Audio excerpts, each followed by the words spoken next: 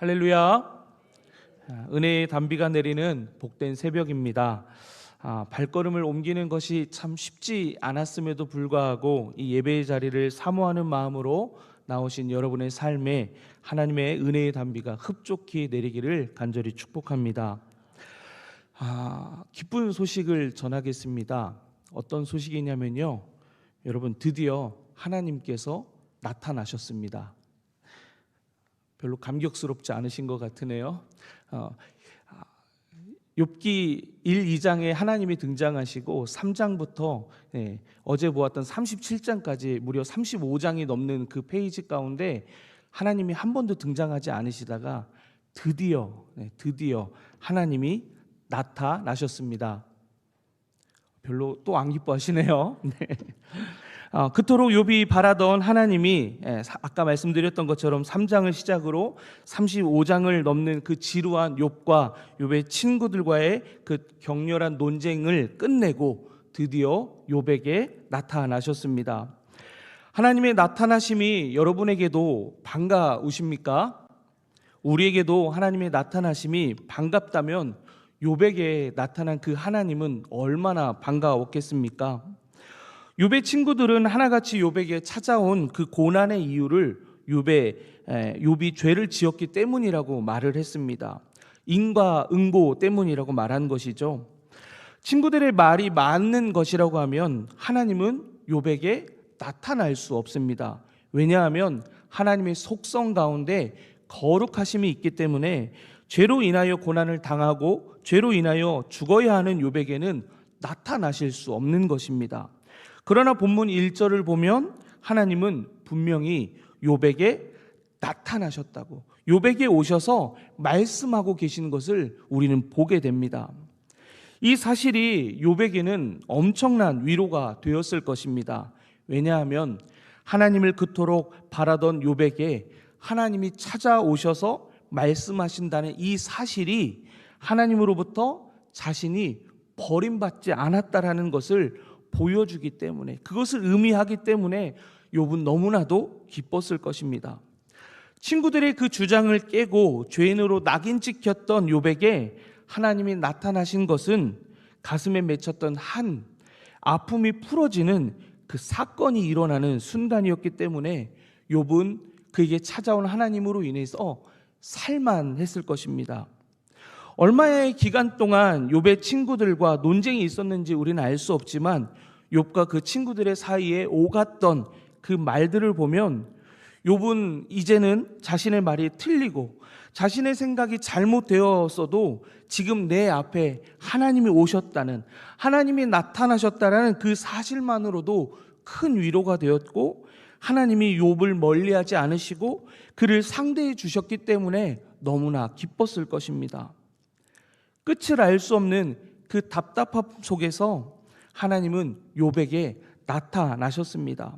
이 사실을 통해 우리가 알게 되는 우리 인생 가운데 문제가 생기면 그 상황에 하나님이 나타나신다, 찾아오신다라는 사실을 우리는 알게 됩니다. 우리 인생 가운데에서 도저히 해결할 수 없는 문제가 있습니다. 우리 스스로가 풀어낼 수 없는 어려운 문제가 있습니다. 그것은 바로 죄와 사망의 문제입니다. 가장 어려운 이 문제를 해결하시기 위해서 하나님은 침묵하셨습니까? 아닙니다. 그러면 하나님은 방관하셨습니까? 아닙니다. 죄와 사망의 문제, 우리로 그 죄가 시작되어서 우리는 죽을 수밖에 없는 그런 죄인이었지만 하나님은 그 잘못을 용서해 주시고 해결해 주시기 위해서 친히 이 땅에 오셔서 우리의 죄와 사망의 문제를 십자가에서 단번에 해결해 주셨습니다. 욥은 하나님이 나타났다는 이 사실만으로도 위로를 얻었고 기쁨을 받았지만 우리가 이 욥을 통해서 얻고 싶은 답은 단순히 하나님이 나타났다, 이게 아니지 않습니까? 우리가 정말 듣고 싶은, 이 욥기를 통해서 듣고 싶은 답은 뭐냐면, 의인에게 고난이 왜 찾아왔는가? 하나님 앞에 신실하게 살고 있는 그리스도인인데 왜 고난이 찾아오는 것인가? 이것에 대한 답을 더 듣고 싶은 것 아닙니까? 욥에게도 그런 마음이 없지는 않았을 것입니다. 그런데 그런 욥과 우리를 향해 하나님은 고난의 이유를 설명해 주고 계시느냐? 드디어 하나님이 나타나셨기 때문에 그것에 대해서 대답해 주시면 좋겠는데, 오늘 보는 말씀은 그것을, 그 이유를 설명해 주고 있느냐? 본문 2절의 말씀을 보면 그렇지 않고 있다라는 걸 봅니다. 도리어 우리가 가지고 있는 그 고난의 문제에 대한 답을 주시는 게 아니라 우리를 향해서, 욥을 향해서 질문하고 계신다라는 것을 보게 됩니다. 본문 2절의 말씀을 함께 읽어보겠습니다. 함께 봅니다. 무지한 말로 생각을 어둡게 하는 자가 누구냐? 이 말씀을 쉬운 성경으로 보면 이렇게 번역하고 있습니다. 좀 더 실감나게 표현하는데요, 무식한 말로 나의 뜻을 어둡게 하는 자가 누구냐라고 말하고 있습니다. 곧 욥을 향하여 너 무식해, 너 알고 있는 것이 없어 라고 말하고 있는 겁니다. 다시 말해서 우리를 향해서 너 알고 있는 것이 없어 라고 말을 하고 있는 겁니다. 사도 바울은 로마서 11장 33절에서 다음과 같이 하나님의 지혜와 지식을 찬양하고 있습니다. 깊도다 하나님의 지혜와 지식의 풍성하며 그의 판단은 헤아리지 못할 것이며 그의 길은 찾지 못할 것이로다. 아멘. 고난 가운데 찾아오신 하나님, 우리의 죄와 사망의 문제 가운데 찾아오신 예수님을 통해서 드러나는 그것은 우리의 무지함입니다. 욥의 친구들이 다 아는 것처럼 인과응보 때문에 이렇게 되어졌다, 고난이 우리에게 찾아왔다라고 외치는 것이, 우리도 다 아는 것처럼 답을 정해놓고 하나님을 향해 우리가 알고 있다고 외치고 있는지 모르겠습니다. 욥도 다르지 않았습니다.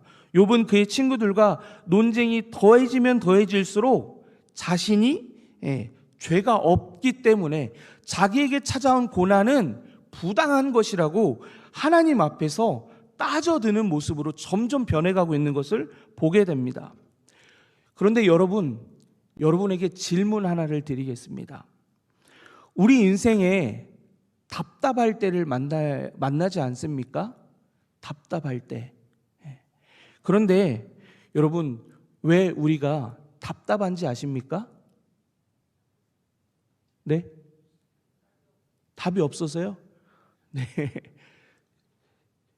제가 질문에 답이 있어요. 답답한 이유. 답이 몇 개 있죠? 답답한 이유. 답이 몇 개 있다고요? 네, 2개가 있어요. 우리 인생 가운데 우리를 답답하게 하는 이유는요, 답이 2개가 있다라는 거거든요. 어떤 답이 우리에게 있을까요? 바로 하나님 말씀이 우리에게 주는 하나님의 답이 있고요, 내 인생에 내가 원하는 답이 있어요. 이 2개의 답이 우리 인생 가운데 대치하고 있기 때문에 우리 인생은 답답해지는 겁니다. 그러면 우리 인생이 시원해질 수 있는 방법, 시원해질 수 있는 그 비결은 무엇일까요? 하나님의 답과 내 답이 대치되는 것이 아니라 한 개의 답만 내 인생 가운데, 내 삶 가운데 있으면 되는 거거든요. 여러분, 어떤 답을 여러분 인생 가운데 답으로 두시겠습니까? 내가 안다고 얘기하는 것, 그것을 여러분 인생의 답으로 정하며 사시겠습니까? 아니면 하나님의 말씀을 여러분 인생의 답으로 두고 그 답을 붙들며 살아가시겠습니까? 하나님의 답이, 하나님의 말씀이 여러분 인생의 답이 되어서 그 답으로 인해서 시원한 인생 사는 여러분 되시기를 간절히 축복합니다. 이어서 본문 4절에서 11절까지의 말씀을 보면 하나님께서 욥에게 이어서 질문하고 있는 내용을 보게 됩니다. 그 질문의 핵심은 4절 중간에 있는 내용으로 내가 어디에 있느냐입니다. 언제 어디에 있느냐 묻는가 하면 바로 이때가 천지 창조의 때입니다. 앞서 2절에서 인간의 무지함을 드러냈던 하나님은 그 천지 창조의 때를 통하여서 우리가 얼마나 겸손해야 하는지를 알려주십니다. 하나님의 이 질문 앞에 욥은 천지 창조의 때에 있었습니까? 아니요, 없었습니다. 욥의 새 친구들도 없었습니다. 그리고 32장에 등장해서 37장까지 한 번에 욥을 향하여 그의 생각을 쏟아내었던 엘리후도 없었습니다. 그럼 이 욥기의 말씀을 읽는 우리도 천지 창조의 때에 있었습니까? 아니요, 없었습니다.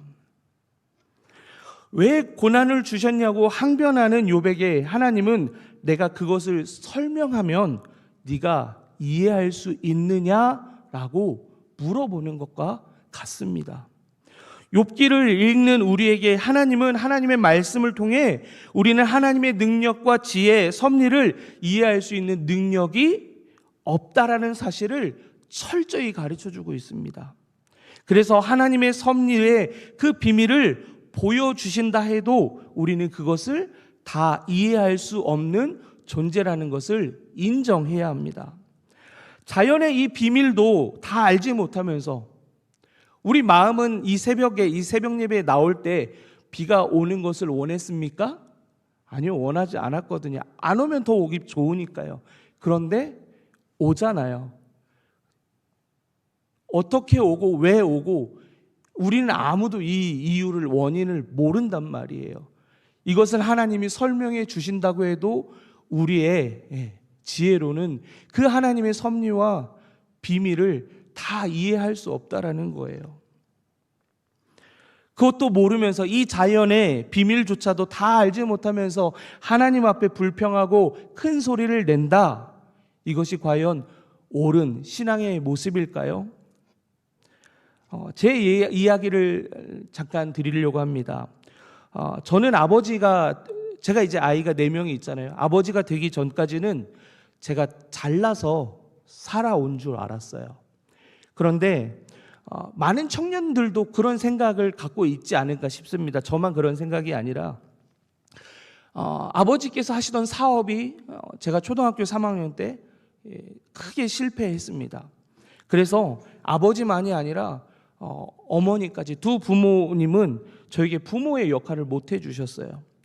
눈물로 가난을 이겨내야 했고 저의 삶에 찾아오신 그 하나님의 은혜로 아픔의 시간들을 이겨낼 수 있었습니다. 대학을 진학할 때도 부모님은 아무것도 해주지 않으셨고요. 결혼을 할 때도 아무것도 해주지 않으셨습니다. 자식을 낳고 사는데도 요즘 할머니들 다 손주들 보시잖아요. 저희 4명의 아이들 돌보는데 단 한 번도 저희 아이들 돌봐주시지 않으셨어요. 저희 온전한 몫이었어요. 그렇기 때문에 더욱 내가 잘나서 살아온다라고 생각했거든요. 그런데 첫째 아이를 낳고 아내와 제가 처음 아이를 낳았기 때문에 서툴렀지 않겠습니까? 서툰 그런 부모임에도 불구하고 아이를 잘 돌보기 위해서 배가 고프면 이 아이가 울어요. 그리고 기저귀에 쉬와 응가를 하면 갈아달라고 울어요. 배가 고프면 먹였잖아요. 그러면 속이 불편하다고 트름시키라고 울어요. 그리고 잠조차도 스스로 자지 못해요.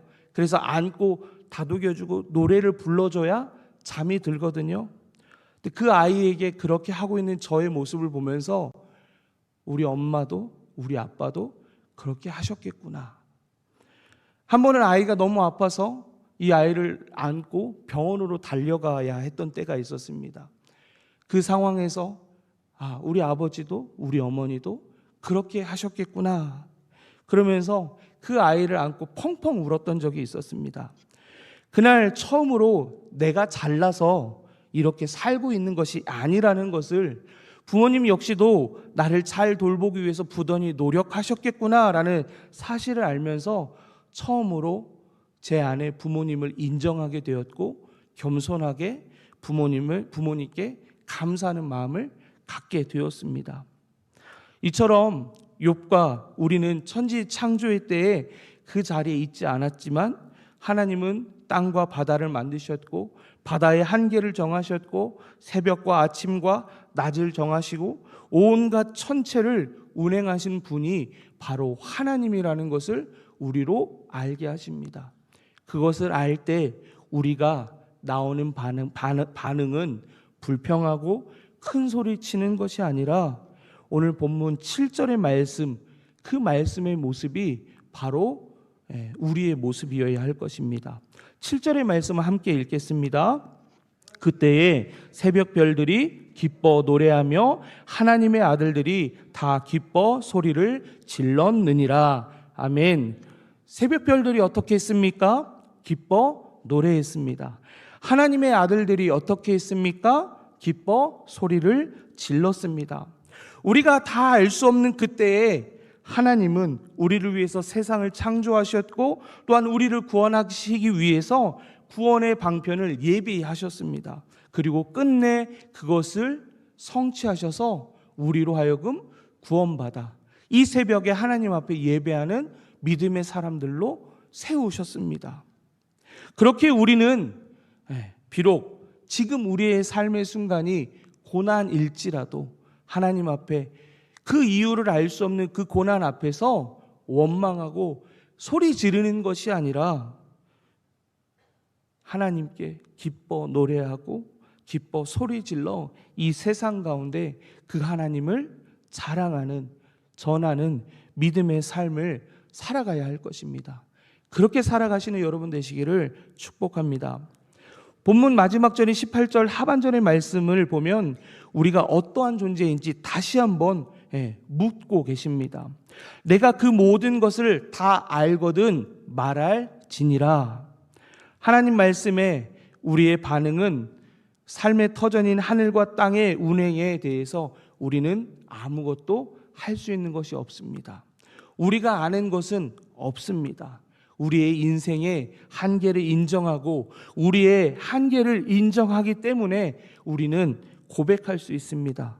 어떤 것을 고백하냐면 우리의 삶에, 욥의 삶에 인생 가운데 어려움이 왔을지라도 고난의 이유가 무엇인지 알려달라고 하는 것이 아니라 내 삶에 여전히 나를 사랑하시고 돌보신다라는 것을 신뢰하는 것, 그 하나님을 믿는 것, 그것이 우리에게 더욱 필요한 것이 아닌가 싶습니다.